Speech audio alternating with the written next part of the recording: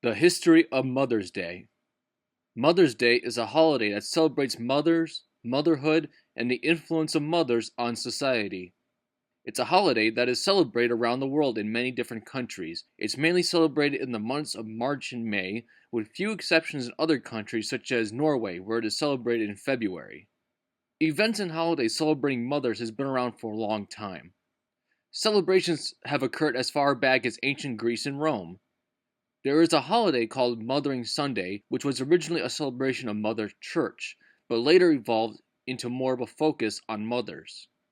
Some of the traditions from these other mother honoring holidays have been adapted by countries to be used in their own Mother's Day celebrations across the world. The modern Mother's Day holiday, as we know it in the United States, began in the early years of the 20th century. It began with a woman named Anna Jarvis. The inspiration for her came with the passing of her own mother, named Anne Revis Jarvis, in 1905. A memorial was held at St. Andrew's Methodist Church in Grafton, West Virginia.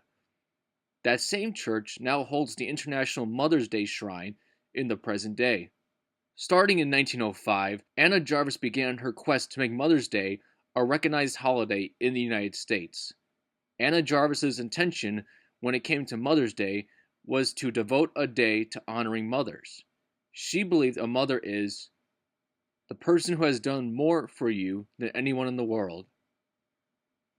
Anna Jarvis was partly inspired by the actions of her mother.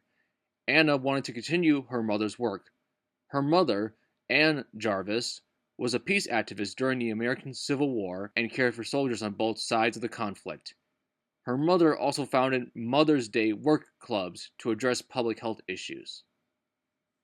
There was also another figure in the late 19th century who was also trying to contribute, Julia Ward Howe. In 1870, Howe wrote the Mother's Day Proclamation, a call to action that asked mothers to unite in promoting world peace. In 1873, she campaigned for a Mother's Peace Day that would have been celebrated every June 2nd. Another person who tried contributing was Julia Calhoun Bakley. She was a temperance activist who inspired a local Mother's Day in Albion, Michigan, in the 1870s. There was also the duo of Mary Tallis Sasson and Frank Herring. They both worked to organize a Mother's Day holiday in the late 19th and early 20th centuries, with some having even called Frank Herring the father of Mother's Day. Anna Jarvis attempted to get the holiday recognized by the U.S. Congress in 1908. The U.S. Congress rejected the proposal. However, that didn't stop Anna Jarvis, and she persisted. Within just a few short years, she got all the states in 1911 to observe the holiday, the first of those being Anna's home state of West Virginia in 1910. In 1914, President Woodrow Wilson signed a proclamation having Mother's Day being held on the second Sunday in May as a national holiday to honor moms. It wasn't too long after this that commercial interests took notice of Mother's Day. By the early 1920s, Hallmark cards and other companies were selling Mother's Day cards. Anna Jarvis was not happy about this. She did not appreciate companies like Hallmark and others selling Mother's Day themed cards. She believed that these companies misinterpreted the holiday itself, and she felt strongly as though they were being exploitative. She believed that people should make handwritten cards instead of buying pre-made ones. In response, she put together boycotts against these companies and also threatened them with lawsuits. Anna Jarvis also held protests against companies selling other Mother's Day themed products. She held a protest against a candy makers convention in Philadelphia in 1923. She also did the same for a meeting of American war mothers in 1925. Around the mid-1920s, carnations became a popular flower to sell during Mother's Day. It was also the selling of carnations by the American war mothers that partly motivated Anna Jarvis to protest against the American war mothers. Anna Jarvis was also arrested in that incident and was charged with disturbing the peace.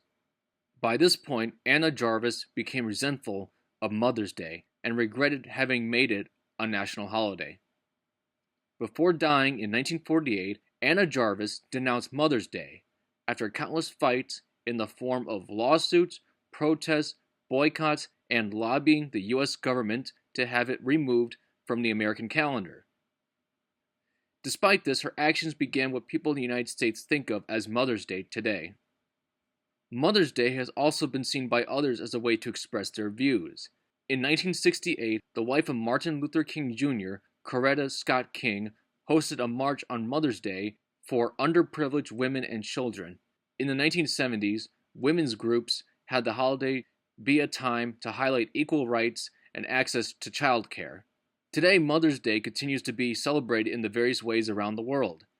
Mother's Day has also continued to be commercially successful despite Anna Jarvis's intentions. The National Restaurant Association reported that Mother's Day is the most popular holiday of the entire year to dine out, with nearly half of all Americans eating at a restaurant.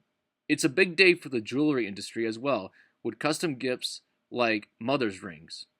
Americans spend around $2.6 billion on flowers, $1.53 billion on pampering gifts like spa treatments, and another $68 million on greeting cards. In 2017, Brian Handrick of the National Geographic made an estimate saying that Mother's Day spending in the United States would be $23 billion. That Americans would spend average of $186.39 on moms that year. 77% plan to send a greeting card. Hallmark reported that Mother's Day was the third most popular card-sending holiday behind Christmas and Valentine's Day. An estimate was made that 69% of Americans will send mom flowers and 36% plan to buy mom jewelry. Thank you all for watching. I hope you enjoyed this Mother's Day history documentary. I think it's interesting to do a documentary on Mother's Day. For when it comes to Mother's Day, history is something I don't think a lot of people actually really think about. It is actually interesting to note that there is some history behind this holiday. I think it is interesting and important to discuss the history behind the history of Mother's Day as well. Happy Mother's Day, everyone.